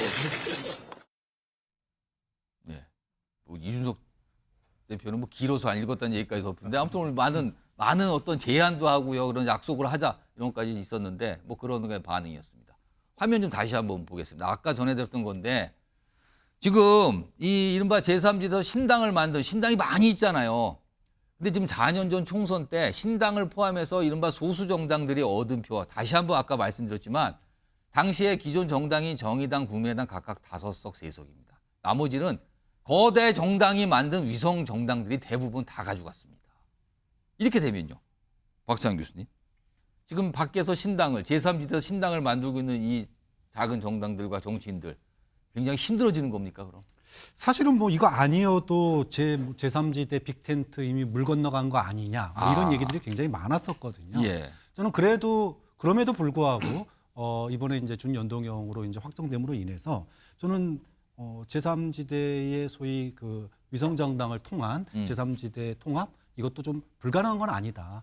왜냐하면 이거를 제일 반길 사람이 지금 이원욱 조홍천 전 현 의원이에요. 오. 왜냐하면 지금 이제 이낙연 신당으로 이분들이 합류 안 했잖아요. 안 했습니다. 그러면 어떻게든 본인들이 통합의 촉매제가 되겠다. 지금 이런 생각 가지고 그 통합이라는 건 신당끼리의 통합을 말하는 그렇죠. 거죠? 제3지대 통합을 위한 본인들이 이제 불쏘시개가 되겠다. 이제 그런 뉘앙스인데 지금 사실은 이제 정당의 통합은 불가능하다라고 봐야 되고요. 그렇게 되면은 뭐 양당의 위성 정당을 만들어서 플랫폼 정당을 만들어서 연합하는 방법 이게 이제 조홍천 의원이나 이원우 의원에게는 굉장히 솔깃하게 들릴 수 있어요. 그런 점에서 앞으로 마지막 남은 카드 결국은 제3지대의 위성 정당, 플랫폼 정당 이게 앞으로 얼마나 이제 현실화될 것인가 이게 관전 포인트가 될 거라고. 그럼 제3지대끼리 통합을 하는데 비례대표 의석을 목적으로 다 합쳐서 하나의 당을 만든다 이 말씀인가요 지금? 거죠, 네. 그걸 지금 그쪽을 향해서 가는 모습들이 오늘 나타났다 이런 해석이신데요. 그런데요, 그와 연관이 좀 있을까요? 이준석 대표가 어제 오늘 본인이 신당을 지금 만들었잖아요. 근데 그 신당의 위성 정당의 가능성을 얘기를 합니다. 물론 명확하진 않습니다. 그리고 말할 때마다 조금씩 뭔가 분위기가 다르긴 합니다만 계속 얘기를 꺼내고 있거든요. 들어보겠습니다. 이렇게 생각합니다. 개혁신당도 위성정당을 만들 수 있습니다. 네, 자신 있습니다. 저희는 단 한 번도 위성정당 창당을 검토해 본 적이 없습니다. 하지만 아까 제가 말씀드린 거는 물리적으로 위성정당을 창당하는 것은 가능하다. 빅텐트 참여 의지가 있는 정당들에 있어서는 존속 정당으로 두고 저희가 분담을 할 수도 있는 겁니다. 오히려 저희는 뭐 그런 가능성을 부정하지 않는 것이 또 여러 가지 전략적인 고민을 개혁신당 내에서 하고 있습니다. 강민구 변호사, 위성정당을 만든다는 겁니까? 안 하겠다는 겁니까? 이거 어떻게 들으셨습니까? 지금 이준석 대표는 만들지 않겠다고 말한 적도 있거든요. 뭐 그런 거 아직 생각해 본 적도 없다고 했다가 또 다시 있다고 했다가 지금 또 이게 인터뷰 보면은 뭐 우리도 만들 수 있다. 근데 뭐 사실은 이준석 대표가 이 위성정당을 만든다라는 건 현실적으로 쉽지 않고요. 다만 이제 이런 건 있습니다. 이제 준연동형으로 갔을 때는 의원수 하나 얻는데 필요한 게 3%면 없거든요. 그렇죠. 병립형으로 가면 한 7% 정도가 필요한데 그런 면에서는 이제 제3지대 당들이 이런 그 준연동제로 갔을 때 또 약간 반사적인 이익도 얻을 수가 있을 수도 있다. 그리고 이제 만약에 위성정당을 거대 양당들이 뭐 막 이것저것 만들어 버리면은 그 표가 또 쪼개지거든요. 그러면 그 사람 그 여러 난립된 당들과 만약에 그 이준석 당이 이제 경쟁을 했을 때 3% 이상만 얻으면은 또 그런 국회의원 수를 가져갈 수 있는 그런 유리한 점도 있기 때문에 아마 이준석 대표는 전략적으로 상당히 고민을 할 거는 같은데 이 이준석 대표가 또다시 위성정당을 만드는 거는 그 나눠줄 지분이 별로 없어요. 그렇기 때문에 그거는 현실적으로 좀 어렵지 않나 이렇게 생각이 듭니다. 그러니까 지금 신당을 만든 지 얼마 안 됐는데 만약에 그 신당에 위성정당을 만들면 강민구 변호사. 그건 더 쪼개지죠. 쪼개지는 데다가 유권자들이 그러면은 기존 정당하고 뭐가 다른 겁니까라는 질문 안 나오겠습니까? 예, 정치적인 명분에 있어서도 밀립니다. 왜냐하면은 이준석 개혁신당이 추구하는 게 뭡니까? 양당의 어떠한 어떻게 보면 패권주의 이런 거를 좀 타파하겠다고 본인이 기치를 걸고 나온 건데 똑같이 만약에 따라한다면은 사람들이 아이고 이준석 당도 뭐 다를 게 없네 그렇게 또 실망을 또 할 겁니다. 그렇기 때문에 그걸 위성정당을 만든다라는 거는 현실적으로도 어렵지만 명분적으로도 쉽지 않다 이렇게 생각이 듭니다.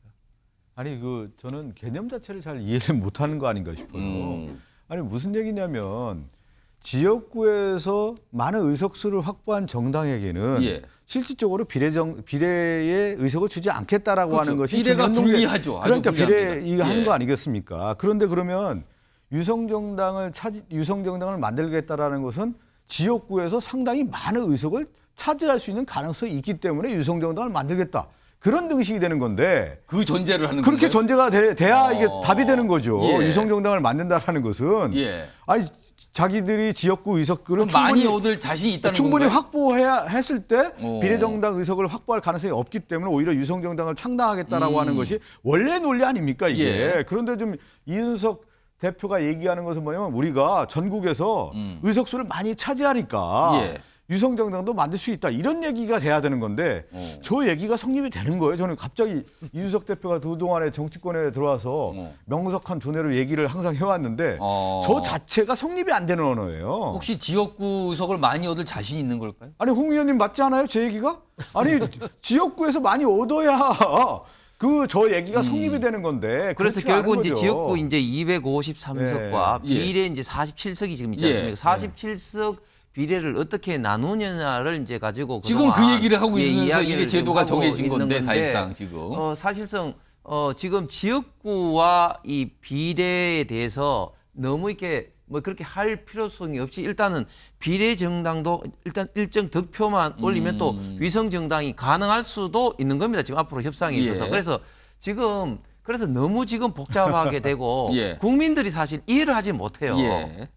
저희들도 이해를 앞으로 어떤 협상 과정에서 어떻게 될지도 이해하지 못하는데 국민들이 어떻게 이해를 예. 하겠습니까? 애국개살 48cm 이런 어떤 나면 어떻게 선택을 하겠습니까? 예. 그렇기 때문에 국민들 주권자의 어떤 의사를 제대로 반영 못하는 어떤 사기의 어떤 그런 어떤 결과가 도출될 가능성이 지금 굉장히 많은 거죠. 아니 이건 다 가정이 나지만 만약에 이준석 신당이 위성정당을 만들면은 그 긴 투표용지에 들어가는 거잖아요 또. 이게 무슨 상황이 되는 겁니까 도대체 그러면. 이거 뭐 저는 투표할 때 좀 난감하시기도 하겠어요 지금 보면. 타당하지 않은 얘기 같고요. 이준석 대표가 개혁신당을 통해 창당을 해서 그야말로 성공하려고 하면은 선명야당으로 해서 그나마 그것을 통해서 비례대표를 추천한다고 하면은 과거에 열린민주당이 3석, 정의당이 5석, 국민의당 안철수당이 3석 얻지 않았습니까? 그 정도 뭐 목표를 할지 안 할지는 제가 뭐 미리 예측하기는 어렵다고 하지만 이준석 당대표가 성공하기 위해서는 지역뿐만 아니라 전국적인 인지도와 지명도를 통해서 선명 야당으로서 확고한 입지를 구축할 때 비례정당도 같이 갈 수 있는 것이지 지금과 같은 노선으로 가서는 저는 쉽지 않은 선거 결과가 나올 거다 이렇게 보는 거죠. 알겠습니다. 이게 선거 제도와 관련된 얘기가 했는데 갑자기 위성정당 이준석 대표의 입에서 위성정당 얘기가 나올리라고는 생각을 못했다는 분이 오늘 많이 계시더군요. 자, 여기까지 전해드렸고요. 다음 주제는 여당에서 오늘 몇몇 중진을 향해서 콕 집었습니다. 그쪽에 좀 출마하시죠? 그리고 반응도 있었습니다. 제목으로 보시죠. 자, 낙동강 벨트 그러면은 뭐 여당도 그렇고 여당에서는 반드시 지켜야 되는 거다. 이 낙동강 벨트는 부산 지역과 좀 관련이 있거든요. 근데 여기에 몇몇 의원들, 중진 의원들 보고 여기 좀 출마하시죠. 원래 지역구 떠나서 이쪽으로 가시죠라는 제안이 오늘 있었습니다. 요청이라고 할 수도 있죠. 요 내용을 좀 가보겠는데 일단 화면 좀 보겠습니다. 자, 오늘 장동혁 국민의힘 사무총장, 당의 살림도 꾸리지만 전체적인 공천 관리를 하는 자리거든요. 근데 이런 얘기를 먼저 합니다. 서병수 의원, 중진 의원이죠. 그리고 서병수 의원님께 전재수 의원, 민주당의 전재수 의원이 있는 부산 북강서갑으로 출마해 주십사 하는 부탁을 드렸다. 일단 첫 번째 부탁. 다음 보겠습니다. 김태호 의원님께는 역시 중진 의원이죠. 김두관 민주당 의원이 있는 경남 양산 쪽으로 출마를 부탁드린 상태다. 일로 나가주세요. 이렇게 부탁을 했다는 겁니다. 이와 관련해서요. 한동훈 비대위원장이 한 얘기도 있습니다. 들어보겠습니다. 서병수 의원이랑 김태호 의원을 당 험지에 출마하라고. 우리 당이 국민을 위해서 선거에 승리하기 위해서는 선민구사와 헌신이 필요합니다. 불출마가 꼭 답은 아닙니다. 아니지만 꼭 이겨야 할 것. 치열한 승부의 장에 많은 실력 있는 분들, 중량감 있는 분들이 나가주시는 것이 국민으로부터 선택을 받을 수 있는 길이라고 저는. 자, 지금 그럼 상황을 저희가 좀 지도로 정리했는데 요 지도 내용입니다. 일단 보시면은 부산입니다. 부산 북강서갑. 여기 보면 지금 전재수 의원, 민주당 의원이 3선 도전 중이죠. 현역 의원입니다. 근데 뭐 다른 도전하신 분도 있지만 서병수 의원에 대해서 여기 좀 나가달라고 요청을 했어요. 서병수 의원은 부산의 다른 곳이 지역구거든요. 근데 그렇게 되면은 서병수 의원은 5선이자 전 부산시장, 그리고 전재수 의원은 3선 도전하는 이런 격돌이 과연 이어질 것인가. 그리고요, 경남 양산을, 요 부산하고 아주 근접해 있죠. 그래서 이게 낙동강 벨트라는 얘기가 나오는 건데, 여기에는 지금 김두관 민주당 의원이 현역이에요. 근데 김태호 의원에게 요청을 한 겁니다. 이쪽으로 도전해달라고. 근데 다른 지역구인데요. 그렇다면 전직 경남지사 간 대결이 또 이루어지는 건가? 이렇게 또 언론에서는 좀 보고 있는 상황입니다. 홍석준 의원님. 네. 사실 영남 지역에 중진 의원들이 많이 계시거든요. 네네. 근데 왜 서병수 의원, 김태호 의원 두 분을 콕 집어서 당에서 이렇게 요청을 했을까요? 예, 앵커께서 말씀하신 것처럼 두 분이 지금 국회의원도 다선 국회의원이시지만 예. 서병수 의원은 이제 부산시장을 이제 역임하셨고 시장, 예. 그리고 김태호 의원은 이제 경상남도 이제 지사를 역임하셨기 때문에 어떤 지역에 가도 충분히 이제 경쟁력이 있다. 이미 광역단체장을 넓게 이제 행정 경험을 갖고 계시다 지금. 네, 그렇습니다. 서병수 의원은 해운대라든지 이런 데서도 지역구를 가졌고 지금은 부산 진갑이시지만 예. 부산시장을 하셨기 때문에 경쟁이 있다는 것이고 특히 김태호 지사 같은 경우도 굉장히 좀 거창 군수를 거쳐서 젊었을 때 이제 그 경상남도 지사를 통해서 굉장히 경상남도 각 지역별로 상당히 좀 인지도와 그리고 지지도가 형성돼 있으신 분입니다. 예. 그런데 지금 이제 특별히 지금 이제 낙동강 벨트 중에서도 낙동강 벨트라는 게 이제 부산과 그리고 인접한 양산, 김해 이렇게 해서 지금 민주당이 이제 5석을 하고 있는데 그 중에서도 특별히 좀 상징적인 곳, 즉 양산 을에는 이제 김두관 지금 의원이 계신데 여기에 이제 평산마을 즉 그 문재인 대통령도 있고 특히 김두관 의원도 이제 경상남도 지사를 했지 않습니까? 예. 그러면서 굉장히 좀 민주당에서도 상징적인 인물이고 전재수 의원 역시 뭐 지역구를 굉장히 뭐 탄탄하게 관리했다고 정평이 난 재선에서 삼선까지 도전 중이란 말이에요. 상징적인 곳에 또 거물급 정치인이자 도지사, 시장을 하셨던 분을 하셨던 것은 굉장히 좀 의미가 있다. 그리고 지금까지 저희 당에서는 뭐 불출마 내지는 험지 격전지 출마를 할 때는 사실은 본인들이 굉장히 좀 싫은 구도가 싫은 예를 들면 영남에 있다가 뭐 수도권에 가라 뭐 이렇게 해서 사실은 본인들이 받아들이기가 상당히 힘든 면이 있었는데 예. 지금은 본인들이 과거 광역자치단체장을 했던 곳에 권유를 받고 있기 때문에 제가 봤을 때는 본인들도 결국은 좀 선당 후사하는 입장에서도 좀 받아들일 수 있는 그런 어떤 공간이 열리지 않았나 그렇게 좀 생각이 듭니다. 자, 그렇다면 지금 이 상황에서 4명의 정치인이 등장을 하는 거예요. 각각의 반응을 좀 정리해 봤는데요. 화면에 있습니다. 자, 보시면요. 서병수 의원은 총선 승리 위해 뭐든지 하겠습니다. 이렇게 돼 있어요.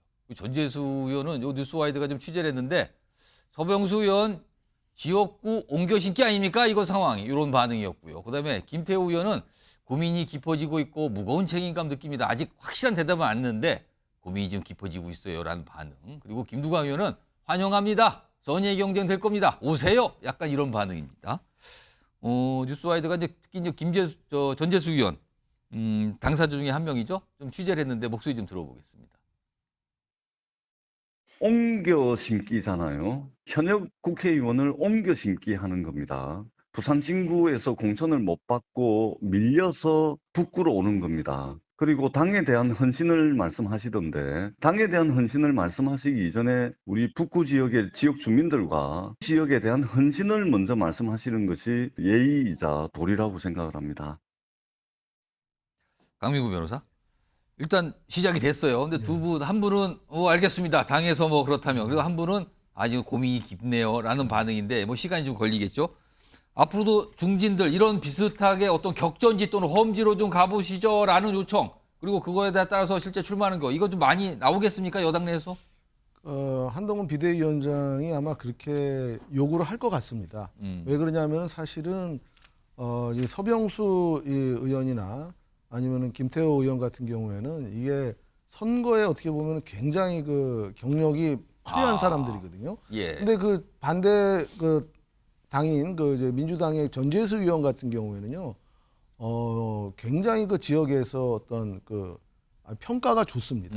평가가 좋고 아주 발로 뛰는 사람인데다가 예. 또 이렇게 공중파에서도 또 방송도 많이 나오고 그래갖고 예. 박민식 전 의원이 2번 실패하고 이제 거의 포기했다시피 한 거거든요. 그래서 어지간한 사람을 그 자리에다 갖다 놓으면은 이기기가 어려운 어떤 아주 강적이죠. 전재수 의원 같은 경우. 근데 서병수 의원 같은 경우에는 뭐 부산시장도 하시고 또 뭐 지역구를 뭐 부산 진갑으로 옮겨갖고 그 김영춘 의원도 또 격파를 하지 않았습니까? 그러니까 그 정도의 어떤 화력이 있어야지만 전재수 의원을 꺾을 수 있다. 그래갖고 한 건데 저는 서병수 의원하고 한번 붙어볼 만하다고 생각하고요. 김태호 의원 같은 경우에도 사실은 지난번에 왜 공천 못 받았다가 무소속으로 나와서 또 됐습니다. 다시 또 됐거든요. 예. 그 정도로 또 이 화력이 아주 강한 분이에요. 그래서 요번에 이 낙동강 벨트에서 어떤 빅매치는 국민의 입장에서 볼 때는 굉장히 어떤 전략적으로 잘한 거고 앞으로 다른 지역에서도 이런 어떤 경력이 있는 어떻게 보면 그동안 당에 또 은혜를 많이 입은 분들 아닙니까? 그렇겠죠, 그래서 아무래도요. 여러 차례 다선을 했던 분들이 너무 안전한 데로 가는 것보다는 그런 데는 좀 젊은 그 신진 후배들한테 물려주고 예. 이렇게 격전지에 가서 한번 그동안 당에서 입은 은혜를 한번 보은을 하는 뭐 이런 어떠한 자세가 필요한 것 같고요. 원희룡 의원 같은 경우에도 이제 그거에 선봉에 섰는데 자발적으로 섰지 않았습니까? 예. 원희룡 의원은 자발적으로도 섰는데 당에서 시키는데 그걸 안 쓴다. 그것도 좀 약간 당의 입장에서 볼 때는 그거는 좀 문제가 있지 않나. 그래서 앞으로 계속 이런 분들이 나와갖고 적극적으로 한번 전투에 임하는 자세가 필요하다고 저는 생각합니다. 제가 간단하게 좀 예. 한시만 좀 언급을 하면은 저걸 또 어떻게 해석할 수가 있냐면 부산 민심이 국민의힘 입장에서는 만만치 않다라고 하는 것을 상징적으로 얘기를 하는 거고요. 어렵다 이렇게 보는 보시는 거죠. 겁니까? 그다음에 또 하나는 뭐냐면 인물난을 겪고 있다라고 하는 것을 우리가 볼 수가 있는 것이죠. 부산이나 경남이라고 하는 것은 기본적으로 국민의힘의 아성이죠. 우리 당 의원들이 있다고 하지만 예. 굉장히 어려운 지역이에요. 저분들이 대단하게 올라왔던 건데 그렇다면 윤석열 정권의 지지율이 확보가 되고 인기가 있다고 하면은 서로 나가려고 줄 섰을 거예요. 그런데 여기 자체가 이제 민심의 동요가 있기 때문에 예. 그렇다고 하면은 또 한 축은 뭐냐면 다선이라고 하는 중진 의원들에 대해서 길을 터줘야 되는 거거든요. 용태론이 분명히 등장하는 건데 그렇다고 하면 한 번 더 물꼬를 터서 이렇게 가보자라고 하는 건데 이 상징적 의미는 뭐냐? 전체적으로 국민의힘의 선거 전략 자체가 좀 많이 흐트러지고 있다라고 하는 것을 보여주는 거다. 이렇게 볼 수 있는 것이죠. 예. 자, 그럼요. 지금 뭔가 시작이 된 것 같은데 그러면은 경험이 많고 선수가 높으신 중진 의원들 가운데는 왠지 다음에는 나한테 요청이 올 것 같은데 라고 생각하시는 분 또는 나한테 요청이 하면 이거 어떡하지 라고 생각하시는 분이 있을지도 모르겠습니다. 지금 뭔가 시작은 된 것 같습니다. 자, 지금 시각을 보니까 오후 6시 33분을 지나고 있습니다. 여러분께서는 대한민국 시사의 중심 MBN 뉴스와이드를 보고 계십니다. 자, 제목이 바로 나왔습니다. 이게 무슨 소리입니까? 과일값이 1,000만 원, 새로운 법카 의혹. 법카 의혹 하면 떠올리는 분이 있는데 지금 뭔가 새로운 의혹 제기가 보도를 통해서 최근 며칠 동안 나와 있거든요. 이 주제 좀 다뤄볼 텐데 이와 관련해서 오늘 국민의힘에서 논평을 좀 내는데 그것 좀 소개해드리죠. 바로 이겁니다. 이재명 대표 경기지사 시절에 코로나 예산을 과일값으로 전용했다는 의혹. 이거 사과해야 됩니다. 일단 뭐가 의혹 제기가 보도 통해 됐거든요. 그거와 관련된 얘기군요. 그리고요. 언론 보도처럼 과일을 보자기에 싸서 자택에 보낸 정황은 무슨 용도였습니까? 그 오늘 굉장히 요거를 논평을 좀 내서 비판을 좀 했는데 그 보도 내용 좀 정리해드리죠. 화면에 있습니다. 일단 두 가지가 나오는데 우선 첫 번째는 이겁니다. 이 사실 법카 의혹 제보자로 알려진 조명현 씨. 지금 경기도청 근무하신 분이잖아요. 이게 지금 한 언론의 보도에 따르면은 법인카드로 구입한 과일값이 1,000만 원에 달한다. 이런 정황을 검찰이 파악을 했고 뭔가 들여다보고 있다. 최근에 이 김혜경 씨가 설 연휴 지난 뒤에는 기소될 것이다. 이런 보도가 나왔는데 그거의 연장선으로 보이죠? 법인카드로 과일값을 샀는데 그 값이 1,000만 원에 이른다. 이런 겁니다. 뭐 이렇게. 격주에 한번 공고 뭐 여러 가지 공고 이런 얘기가 보도가 됐어요. 그리고 또 있습니다. 여기서 뭔가 하나 더 더해진 건데요. 코로나 관련 예산을 과일값으로 전용한 의혹도 있다. 그럼 이건 코로나 관련 대응에 써야 되는 돈인데 이게 과일값으로 갔다. 이건 또 다른 차원의 문제가 되거든요. 이렇게 두 가지 보도가 최근에 나왔습니다. 자, 그리고요. 이와 관련해서 이 과일 관련해서 조명현 씨가 이제 비서관으로 알려진 배모 씨 뭐 이렇게 지시를 받고 움직이고 뭐 이런 게 있었잖아요. 그 녹취 내용이 좀 공개된 게 있습니다. 들어보겠습니다. 네, 비서관님. 오늘까지는 괜찮을 것 같아. 그거 한 통 있어? 네, 한 통 있습니다. 그리고 저거는 블루베리는? 블루베리 4통 그대로 다 있습니다. 괜찮아 상태? 상태는 뭐 오늘까지는 괜찮을 것 같습니다. 오늘만 놔두자. 그러면 놔두고 네 알겠습니다. 복숭아 하나 더 넣어줘. 복숭아 하나 더요? 알겠습니다. 그래서 갖고 와. 네. 이게 2021년 통화했는데 무슨 과일 관련 얘기를 굉장히 길게 하죠. 뭘 갖고 와라, 뭔 괜찮냐 확인해봐라 이런 건데 다음 화면도 하나 더 있습니다. 여기까지 좀 보죠. 이 경기도 공무원이었던 배모 씨와 조명은 씨의 대화 내용인데요. 여기 보면 과일 얘기가 나와요. 뭐 그거 챙겼나 이런 취지에 물어보는 거잖아요. 지금 과일. 이게 좀 작아서 잘 안 보는데 뭐 사진을 보내라는 얘기가 있는데 실제 이렇게 과일 준비했습니다. 산 겁니다 하고 보내주는 모습까지 있어요. 과일 사진이 많이 나오죠. 이런 가운데 이게 좀 이렇게 이 조명은 씨와 이 배모 씨가 이제 어떤 메신저를 통한 이게 대화에서 사진도 보여주는 상황에서 세계 의혹 보도가 나온 겁니다. 박성준 민주당 의원님. 이 법과하면은 그동안 무슨 초밥, 샴푸 얘기인데 과일까지 나왔거든요. 지금 민주당에서는 이 공식적으로 어떤 입장을 내거나 그러지는 않고 있는 상황입니까? 이거 어떻게 좀 보고 계십니까? 이거? 지금 이제 대선이 이제 한 2년 지났죠. 2년 지났고 지난 대선 과정에서 그 법인카드 관련해서 얼마나 많은 보도가 있었습니까? 그리고 국민의힘에서 그런 네거티브 공격을 해왔는데 지금 올해 총선과 더불어서 다시 한번 이 카드로 법인카드 카드로 국민의힘이 다시 선거 전략을 세웠다라는 걸 볼 수 있는 거 아니겠어요? 이거 흘러간 물을 이렇게 다시 돌려서 쓴다는 것 자체가 문제가 있는 거고 지금 보면 윤석열 대통령이나 한동훈 비대위원장이 검사 시절에 소송했던 건들 있지 않습니까? 그게 다 무죄가 나오고 있잖아요, 지금요. 양승태 대법원장 건도 그렇고 이재용 삼성전자 회장 건도 그렇고요. 지금 고발사주 관련 건도 좀 새롭게 등장하고 있지 않습니까? 여기에 대해서 입장을 얘기해야 되는 거 아니겠어요? 가장 중요한 국기문란 사건들 아닙니까? 이런 사건들이. 이런 사건에서 검사로서 제대로 조사를 한 것인지 여기에 대한 입장이 아니라 지금 다시 총선에 있어서 이 카드 관련해서 이 문제로 선거에 네거티브 공방을 하겠다라는 의도가 그대로 드러난 거 아니겠습니까? 제가 볼 때 국민들이 지금 다 알고 있는 거 아니겠어요? 이 정도 또 다시 이 문제를 또 들고 나오는 겁니까? 이거에 대해서는 민주당에서 사실 확인은 안 합니까? 제가 이 문제에 대해서 입장을 밝힐 필요는 없다고 봅니다. 자, 일단 이와 관련해서 조명현 씨가 설명한 좀 내용이 있는데요. 그 내용 좀 들어보겠습니다. 4명이 있는 공간에 개인적으로 먹기 위한 과일, 그다음에 순회동 자택으로 올라가는 과일 두 가지를 확인했었고요. 과일 상태는 매번 확인했었습니다. 네, 에르메스 로션이었고요. 그것도 제 개인 카드로 그거를 구입하고 일하는 그 비서들한테 다시 제 개인 계좌로 입금을 받았습니다. 선출직 공무원들의 인사나 아니면 그런 본인들이 권한을 갖고 있잖아요. 그런 권한을 가지고 공무원들을 압박을 하거나 아니면 개인적으로 비리에 가담을 시킬 수 있는 그런 지금 능력을 갖고 있기 때문에 그거를 제어하는 역할을 국가에서 만들어줘야 된다고 생각을 합니다.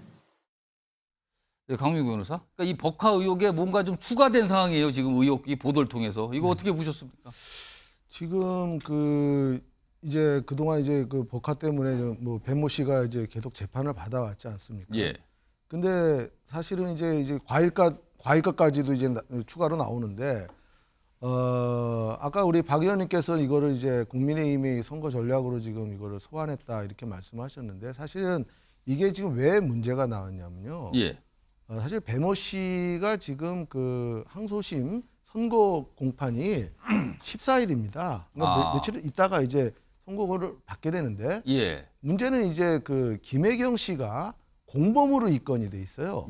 공범으로 입건이 돼 있는데 이게 처음에 그 배모 씨를 기소할 때 공직선거법 하루 앞두고, 그러니까 공소시효 하루 앞두고 이제 기소를 한 거거든요. 근데 이 공범이 이제 기소가 되면은 원래는 이제 다른 공범은 공소시효가 일단은 정지가 되지만 만약에 배모 씨가 항소심에서 이거 선고를 받고 상고를 포기해버리면 바로 확정이 되거든요. 그러면 이제 확정되고 나서 다시 공소시효가 김혜경 씨에 대해서 진행이 되니까 검찰에서는 그 하루 만에 남은 그 공소시효 하루 만에 김혜경 씨를 기소해야 되는 그런 절박한 심정입니다. 그렇기 때문에 지금 배모 씨의 어떤 공소시효 문제라든가 선고하고 이 날짜 때문에 이게 지금 다시 불거져 나오는 것이지 이게 지금 국민의힘이 무슨 선거 앞두고 갑자기 이걸 의도적으로 끌고 나온 게 아니라는 거죠. 어쨌든 간에 지금 그 배모 씨가 이미 그 범행 사실을 다 자백을 했기 때문에 상고심까지 갈 확률이 거의 없고요. 그렇기 때문에 바로 재판은 확정이 되고 그러면 검찰에서는 그 공소시효에 맞춰갖고 또 김혜경 씨를 기소할 수밖에 없는 그런 어떤 구도라는 것이죠. 이게. 자, 이게 한참 된 거예요. 근데 김희경 씨가 그때 당시는 법카 의혹 제기됐을 때 어떤 입장을 좀 낸 게 있는데 그 모습 다시 한번 불러와 보죠. 내용 좀 들어보겠습니다. A 씨는 제가 도에 처음 왔을 때 배모 씨가 소개시켜줘서 첫날 인사하고 마주친 게 답니다. 그 후에는 소통을 하거나 만난 적이 없습니다. 제가 A 씨와 그 배 씨의 관계를 몰랐다고 그래서 책임을 회피할 생각은 없습니다. 저의 불찰이라고 생각하고요. 박찬 교수님, 뭔가 이제 법카 의혹이 하나가 더해졌어요. 과일 얘기가 나온 거예요. 값이야 1,000만 원, 뭐 이렇게 액수까지 나오면서 이거 어떻게 보셨습니까? 저는 또 검찰이 또 고질병 도졌다 이렇게 봅니다. 지난번에 쌍특검 대통령실에서 거부할 때 뭐라고 그랬습니까? 이 쌍특검을 총선 앞두고 태운 것도 아니에요. 1년 전에 쌍특검 하자고 그러는데 반대하니까 태워가지고 패스트트랙 태워서 이제 통과가 돼서 거부권 행사된 겁니다. 자, 그런데 지금 이 법과 관련해가지고 경기도청의 압수수색이 100개 넘게 진행됐고요. 김혜경 씨 관련한 압수수색도 30번 넘게 진행이 됐습니다.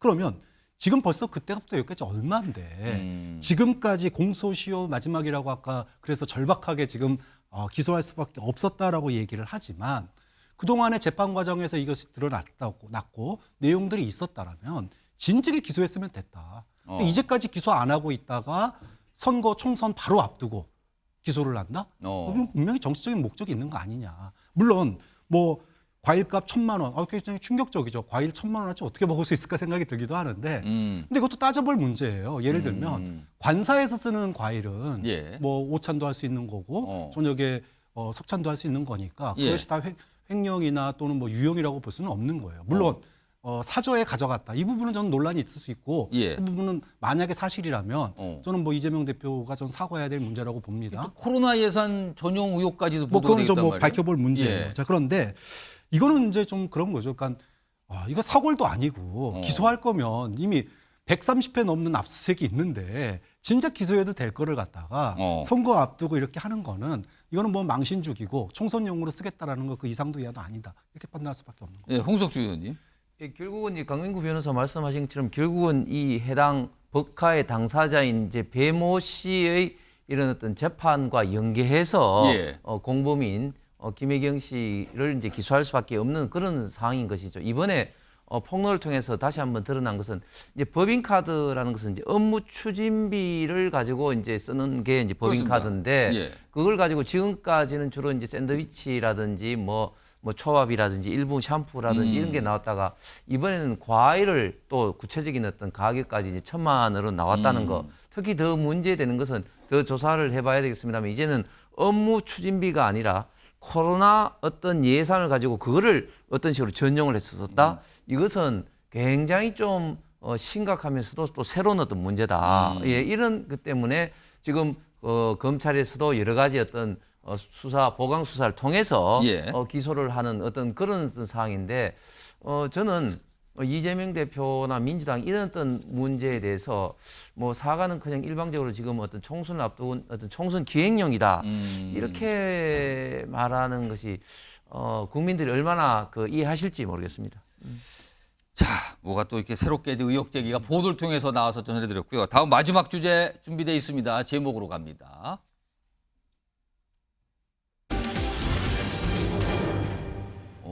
어떤 분 얘기 같군요. 그러니까 간혹마다 대단한 인기, 뭐 환호를 받는데 그쪽에 내놓은 공약들이나 어떤 말하는 거 약간 좀 뭔가 부족해 보인다 이런 얘기가 있거든요. 일단 한동훈 비대위원장 관련된 얘기인데요. 가는 곳마다 환대 많이 받고 뭐 많은 인파들이 모였죠. 일단 그 모습부터 좀 확인해 보죠.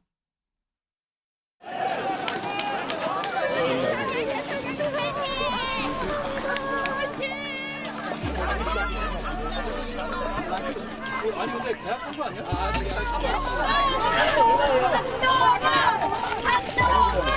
잠시만요.